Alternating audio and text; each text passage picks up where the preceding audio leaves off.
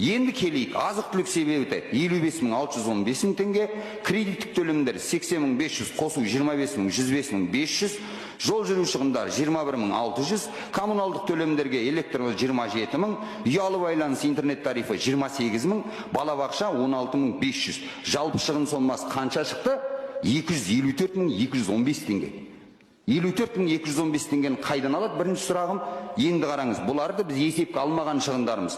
Дәрі-дәрмек, дәрумендер, киім, канцеляриялық құралдар, ойыншық, демалыс, ойын-сауық, үй жиһаз, техника, азық-түліктен сиыр еті, қой еті, жылқы еті дегенді мүлдем жемейді, жеміс-жидек дегенді мүлдем жемейді, сарымай дегенді мүлдем жемейді, балық дегенді мүлдем жемейді, кәмпит тағы басқасын мүлдем жемейді. Өзге шаруашылық тауарлардан шампунь, су сабынды мүлдем қолданбайды, крем және тағы басқасын мүлдем қолданбайды. Делік. Енді сіздердің министрліктеріңізге үлкен сұрақ, мен бұны ашық хат қылып министрлеріңізге де әлеуметтік желіден жариялайын. Қалай есептедіңіздер, және осы отбасы қалай күн көреді? Рахмет. Рахмет. Ринат Рифхатұлы, сіздің айтып отқан мәселе, ол мәдениет саласындағы қызметкерлердің жалақысына қатысты. Мәдениет саласы ғана емес, кітапханада істейтіп, мен анықтап айттым. Екі жоғарғы білімі бар ол кісінің. Жалпы енді бұл азаматтық қызметкерлер санатына жатады.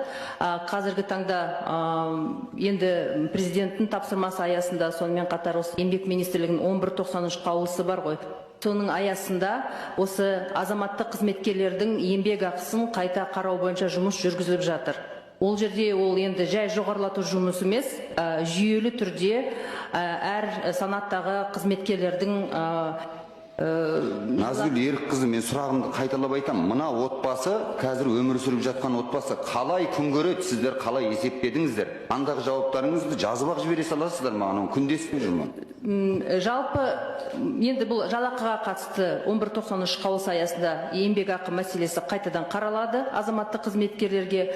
Одан басқа бізде өзіңіз білесіз, кедейлік шегінен төмен әр отбасына шаққанда осы табыстың деңгейі жетпегенде атаулы әлеуметтік көмек көрсетіледі.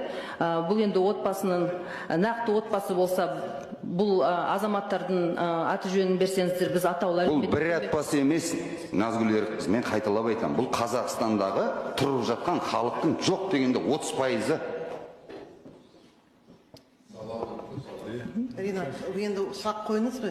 Түгел енді жауабын алыңыз. Бұндай жауап бермей ақ қойсын, жазбаша жауап бере салсын. Жақсы, жазбаша жауап береміз. Жақсы, онда жазбаша беріңіз.